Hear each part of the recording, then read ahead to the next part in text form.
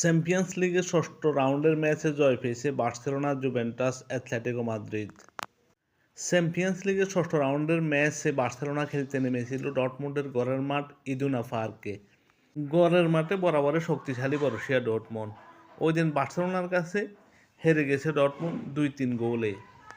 ডর্টমুন্ডের ঘরের মাঠ হলেও ওই দিন বার্সেলোনা অত্যন্ত আধিপত্য বিস্তার করে খেলতে থাকে প্রথম থেকে।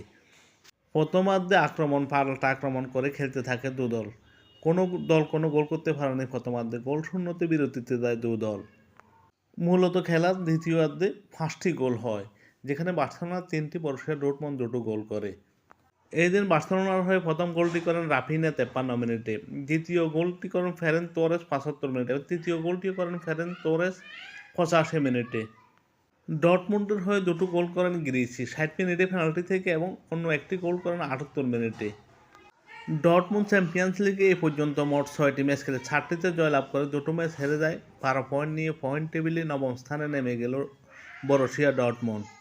বার্সেলোনা এবার চ্যাম্পিয়ন্স লিগে এখনও পর্যন্ত মোট 6টি ম্যাচ খেলে 5টিতে জয়লাভ করে 1টি ম্যাচ হেরে যায়। 15 পয়েন্ট নিয়ে পয়েন্ট টেবিলে দ্বিতীয় স্থানে আছে বার্সেলোনা। চ্যাম্পিয়ন্স লিগের ষষ্ঠ রাউন্ডের অপর গুরুত্বপূর্ণ ম্যাচে জুভেন্টাস ম্যানচেস্টার সিটিকে 2-0 গোলে হারিয়েছে। জুভেন্টাসের ঘরের মাঠ হলেও ম্যানচেস্টার সিটি অত্যন্ত আধিপত্য বিস্তার করে খেলতে থাকে প্রথম থেকে। বল পজিশন 69% ছিল ম্যানচেস্টার সিটির দখলে, মাত্র 31% বল দখল ছিল জুভেন্টাসের। অন টার্গেট শট যেখানে জুভেন্টাস নিতে পেরেছে 5টি, ম্যানচেস্টার সিটি সেখানে 3টি শট নিতে পেরেছে। প্রথমার্ধে অনেক আধিপত্য বিস্তার করে খেললেও সিটি কোনো গোল আদায় করে নিতে পারেনি, জুভেন্টাসও কোনো গোল করতে পারেনি। প্রথমার্ধ গোল শূন্যতে বিরতিতে যায় দুদল। দ্বিতীয়ার্ধের শুরুতে 53 মিনিটে জুভেন্টাস গোল করলে 1-0 লিড পায় জুভেন্টাস এবং 75 মিনিটে আবারও জুভেন্টাস গোল করলে 2-0 লিড পেয়ে যায় জুভেন্টাস। শেষ পর্যন্ত আর কোনো দল কোনো গোল করতে পারেনি। শেষ পর্যন্ত খেলা শেষ হয় 2-0 ব্যবধানে। ম্যাচ জিতে মাঠ ছাড়ে জুভেন্টাস। এই জয় জুভেন্টাস 6 ম্যাচে 3টিতে জয়, 2টোতে ড্র, 1টি ম্যাচ হেরে 11 পয়েন্ট নিয়ে পয়েন্ট টেবিলে 14তম স্থানে আছে জুভেন্টাস। অন্যদিকে ম্যানচেস্টার সিটি আরও পিছিয়ে গেল। এই মৌসুমে এখনও পর্যন্ত ম্যানচেস্টার সিটি চ্যাম্পিয়ন্স লিগের মোট 6টি ম্যাচ খেলে 2টো ম্যাচ জয়লাভ করে, 2টো ম্যাচ হেরে যায়, 2টো ম্যাচ ড্র করে। 8 পয়েন্ট নিয়ে পয়েন্ট টেবিলে 22তম স্থানে আছে ম্যানচেস্টার সিটি।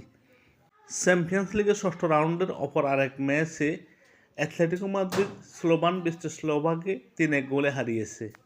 অ্যাথলেটিকো মাদ্রিদ ঘরের মাঠে বরাবরের অপ্রতিরোধ্য। অ্যাথলেটিকো মাদ্রিদের বল পজিশন ছিল 60%, স্লোভান ব্রাতিসলাভার 40%। সব জায়গায় এগিয়ে থেকে এদিন জয় নিশ্চিত করে অ্যাথলেটিকো মাদ্রিদ।